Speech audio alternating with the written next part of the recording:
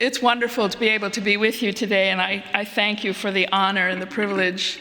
As I read the scripture, Psalm 139, I invite you to recognize that it was written in the first person by the psalmist, but there are portions of it I hope we can hear as being written in the voice of creation itself. So I invite you to open your minds to that possibility. O Lord, you have searched and known me. You know when I sit down and when I rise up. You discern my thoughts from far away. You search out my path and my lying down and are acquainted with all my ways. Even before a word is on my tongue, O Lord, you know it completely. You hem me in, before and behind, and lay your hand upon me. Such knowledge is too wonderful for me. It is so high that I cannot attain it. Where can I go from your spirit? Or where can I flee from your presence? If I ascend to heaven, you are there. If I make my bed in Sheol, you are there. If I take the wings of the morning and settle at the farthest limits of the sea, even there your hand shall lead me, and your right hand shall hold me fast. If I say, surely the darkness shall cover me, and the light around me become night, even the darkness is not dark for you. The night is as bright as the day, for darkness is as light to you. For it was you who formed my inward parts. You knit me together in my mother's womb. I praise you, for I am fearfully and wonderfully made. Wonderful are your works that I know very well. My frame has not been hidden from you when I was being made in secret, intricately woven in the depths of the earth. Your eyes beheld my unformed substance.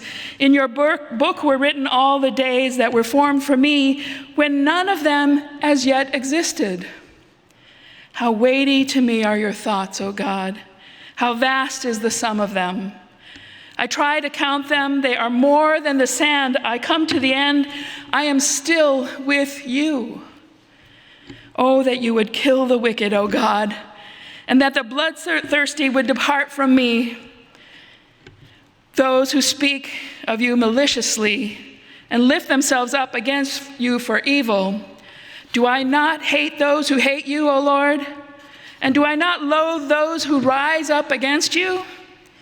I hate them with perfect hatred. I count them my enemies. Search me, O God, and know my heart. Test me and know my thoughts. See if there is any wicked way in me, and lead me in the way everlasting. From the Gospel of Matthew, chapter 17, verses 20 and 21. Jesus said to them, truly I tell you, if you have faith the size of a mustard seed, you will say to this mountain, move from here to there, and it will move, and nothing will be impossible for you. However, this kind does not go out but by prayer and fasting. This ends the reading of our scriptures. Well, again, I want to thank you for welcoming me here into your pulpit today. It's an honor and a delight. You may have noticed in my biography that I spent the first 13 years of my ministry in Hawaii. And in light of what is happening there, I'm especially grateful to be among the body of Christ, sharing in compassion and concern for the people there, reflecting on God's presence and discerning together our call at this difficult time. I want to share with you very specifically that I've heard word that the Wai'ola UCC Church in Lahaina is gone, and all of the buildings related to it, and that some of the clergy are in the process of receiving people into their homes for shelter at this time. I pray that our words and meditations may bring some strength to them and may be acceptable to our loving God. As you might know, I submitted the title for this sermon at the beginning of the week before the tragic fires had happened in Maui. But I don't need this most recent calamity to cause my spirit to struggle.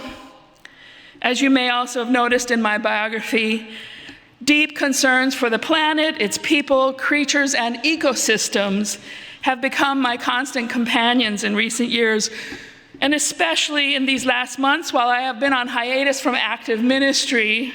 I've had a lot of time and a lot of time alone to collect concerns. I just kind of pile them one on top of the other on top of the other, no opportunity to preach and kind of figure them all out. I like massaging them into a relatively constant state of terror. Perhaps you know something about that. I worry a lot. This is another sermon, but I have discerned that worry could be a form of prayer.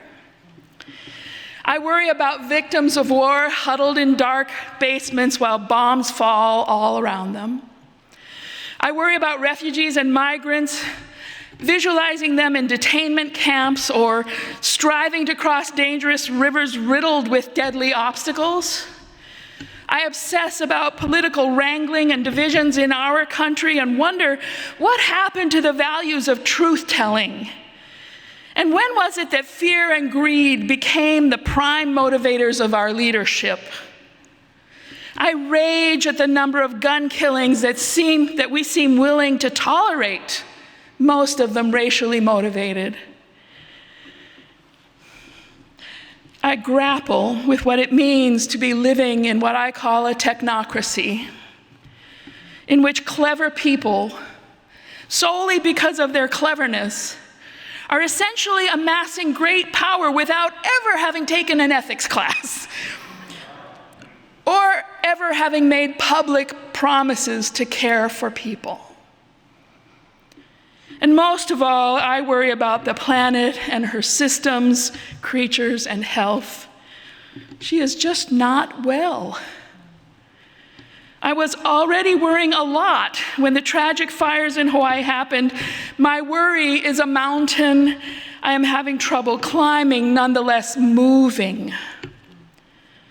In the midst of all of this worry, somewhere along the way, someone made the claim that everything happens for a reason. In my over 30 years of ministry, there have arisen a few theological, claims that I find very troublesome. And this is one of them. Along with its sister claim that God doesn't give us more than we can handle. They are claims that may comfort some of us in the midst of struggle and difficult times, and that's a good thing. But I believe they're actually quite harmful when assigned too broadly to our lives. Having been with people who have not been able to handle some of what God has given them, and knowing that people have died crossing rivers or have been raped and starved in refugee camps, and have perished as collateral damage in war zones, it's quite clear to me that some are actually given far more than they can handle. And the claim that everything is God's will, well, let me just confess, I've begun to wonder about God's will. And whether or not God actually has a will at all, I think that personifies God so much. I know we who worship together in this faith profess every time we worship, we just did it here, God's will be done. But does God really will the pain and abject suffering that we hear about every day? Does God really have a will? I began to wonder what I really believed about this, even after being in ministry for 30 years. What I can attest to is believing that God is the creator of all things. God is the life force in and among and around us. I can attest to confidence that God is the designer of our natural world, our internal worlds, and our cosmic journey. It takes very little for me to be reminded of this. You may also have noticed in my biography that one of the ways I counter my constant worry is by watching my garden grow. And while this may sound like a cute allusion to a nursery rhyme, I want to be clear. I actually watch my garden grow.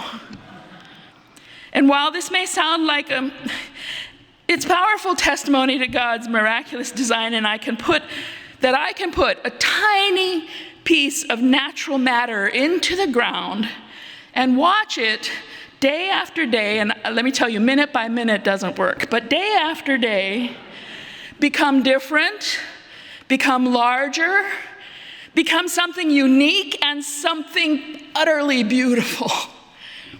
2 years ago, I scattered some seeds from an individual hollyhock that had volunteered her beauty in my backyard.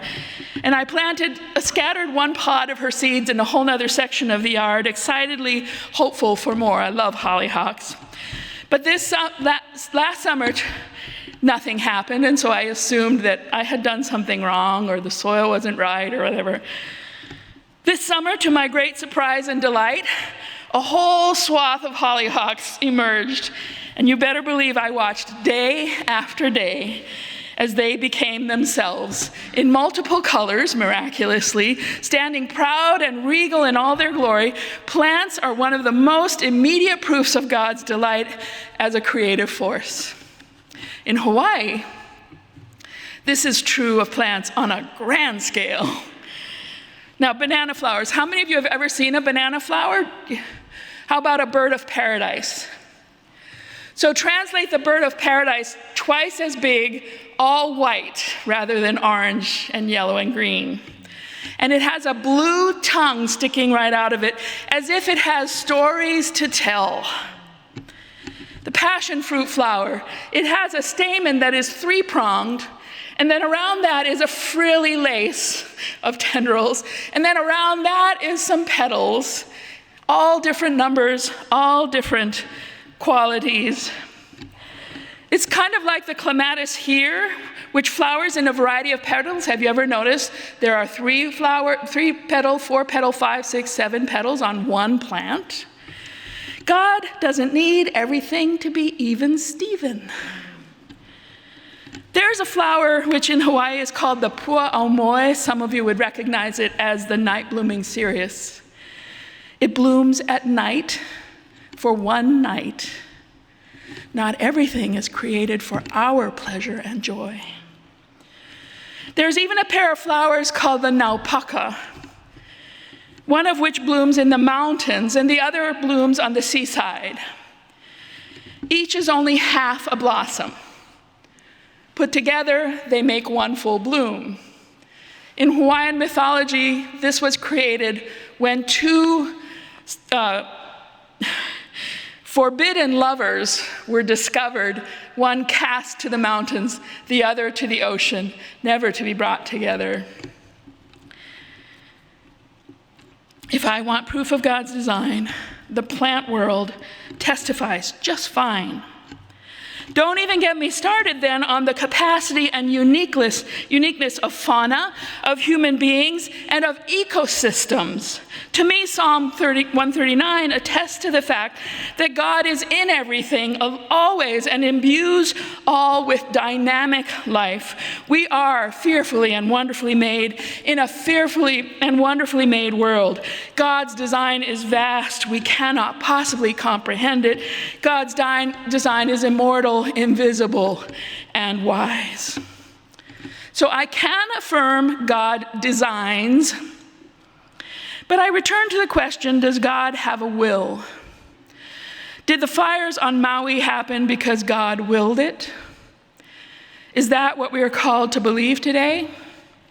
If so, I simply don't want to. Actually, I won't, and I can't.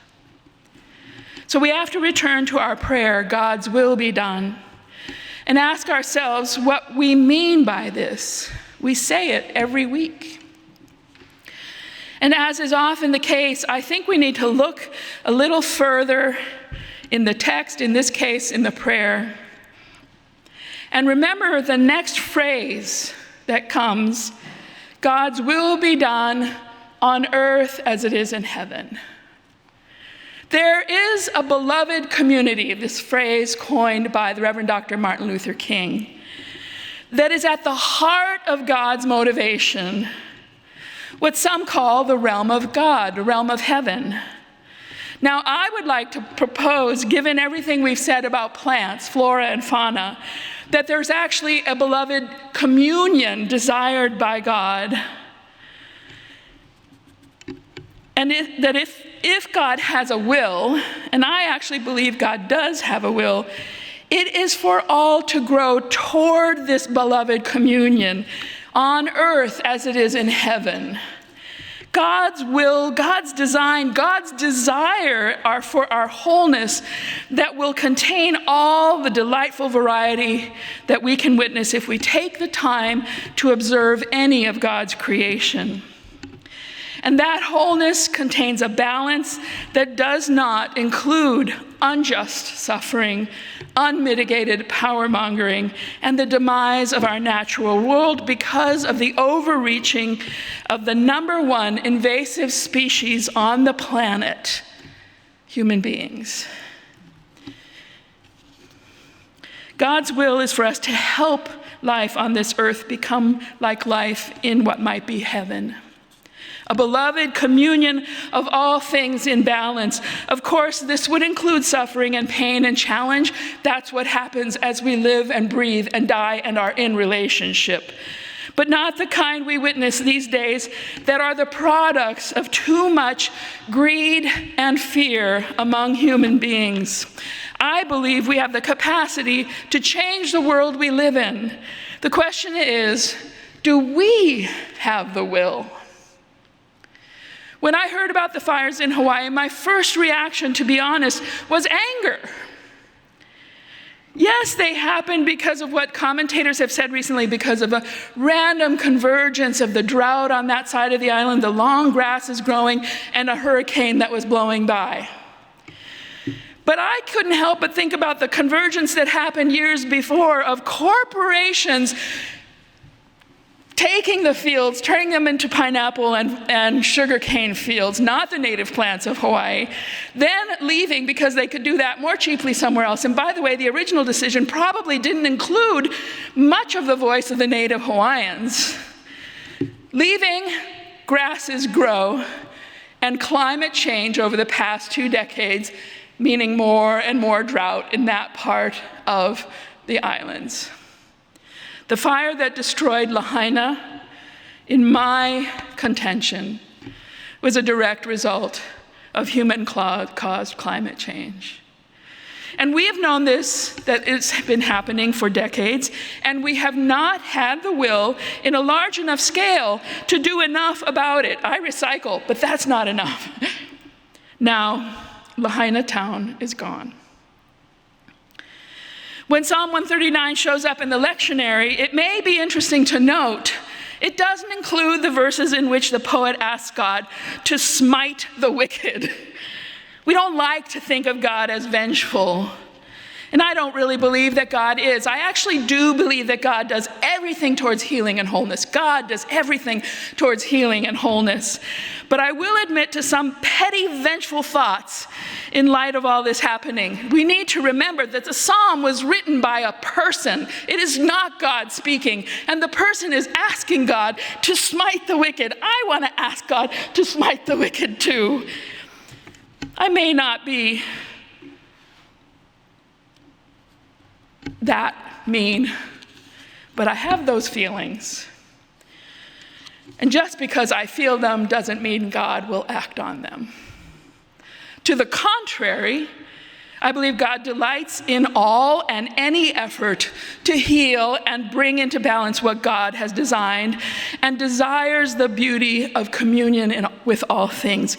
God's action is always towards healing. So we need now to claim our own will to help this happen.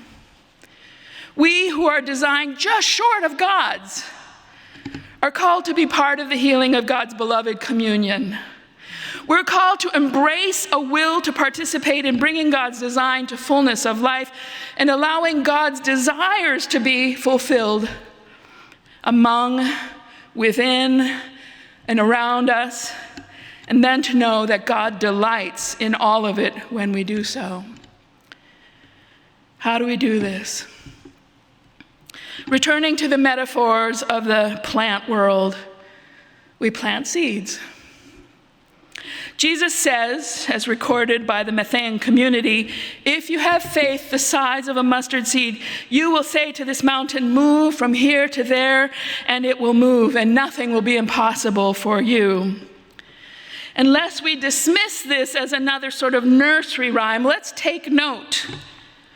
We stand at the base of a mountain of concern, largely the result of our constant desire, our desire for more.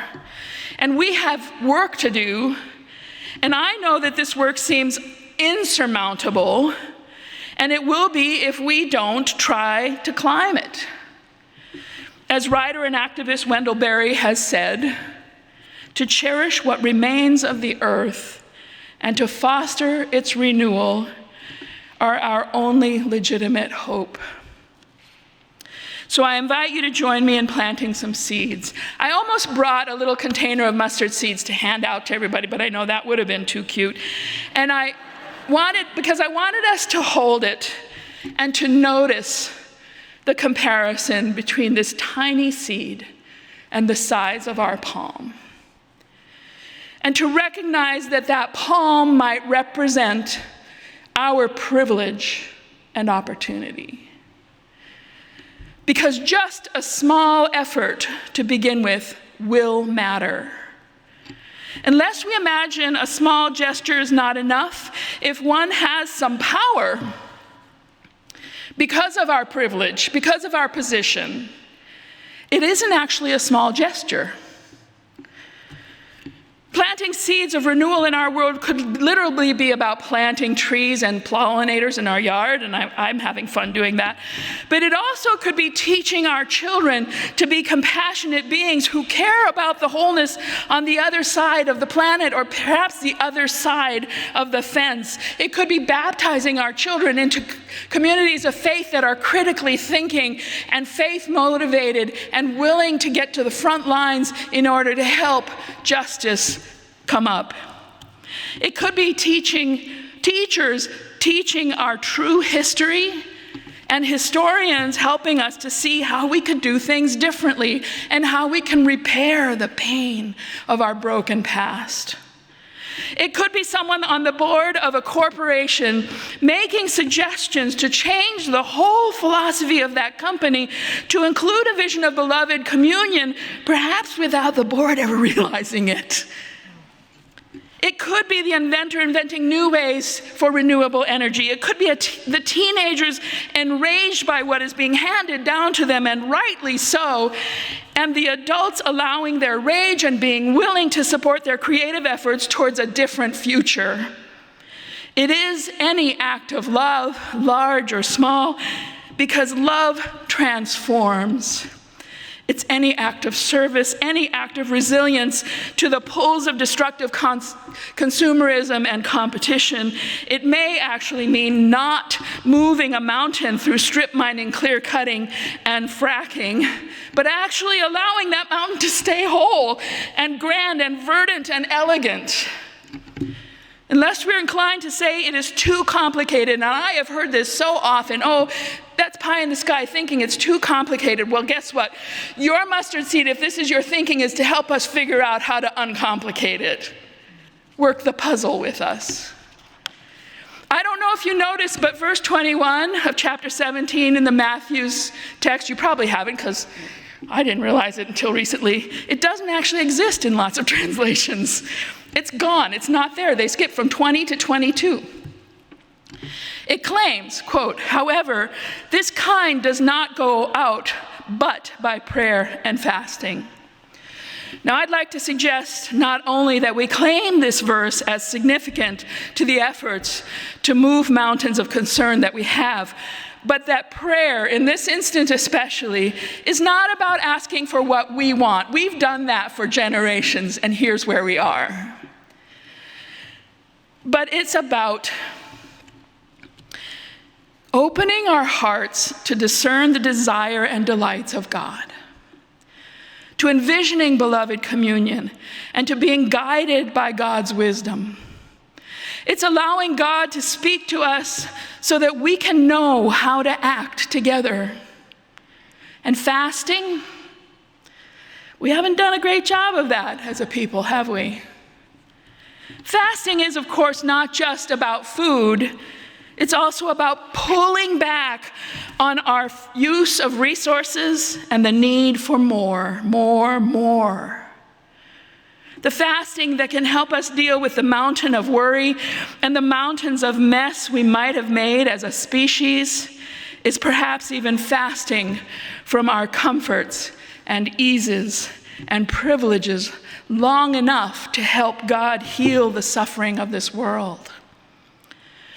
The good news, my friends, is that we can plant seeds, every single one of us, that express our will to join with God's will, and that enable God's design to flourish and join our desires with God's desires for the wholeness of creation, us included, and may just cause God to delight in us and in all of it. Any effort, even as tiny as a mustard seed, can make a difference. Though this may too be hard to imagine. God's capacity to transform our actions, as the psalmist says, are vast. Too vast are the sum of them. Our actions don't need to have symmetry. They may include unimaginable stories. They may bloom out of sight of others. They may take 2 years or 2 decades to come up out of the ground. They may also bring people cast apart together. God is in all of our actions, desiring our wholeness. Sorry. And then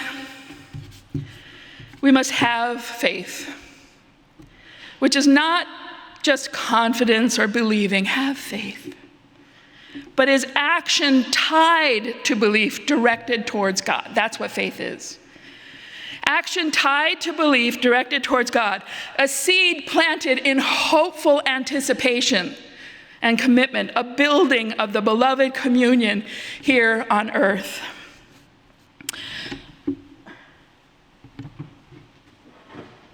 I'd like to suggest that Lahaina Maui embodied some of the aspects of the beloved community. And I would like to, if you're willing, and with my great respect to the wonderful musicians in this space, in this hour, like to humbly offer a song about Lahaina. It was written by Irmgard Farden Aluli. Puamana talks of her home in Lahaina with abundant, sweet-smelling flowers, my home much beloved. Beautiful home, home at the edge of the sea. Bright beams of moonlight dance on the whispering sea. Puamana, just a couple of craggly verses. Puamana, ku'uhame Lahaina, mena pua alona, ku'uhame aloha ia.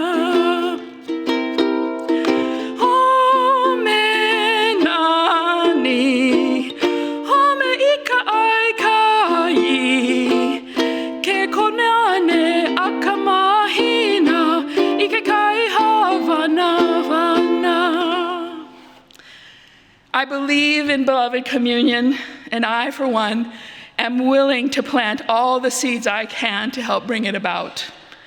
Let us be willing. Let us allow God's design to inspire us. Let us believe and embrace that God's deepest desire is the wholeness of all creation, and let us always remember that God delights in it all. Amen.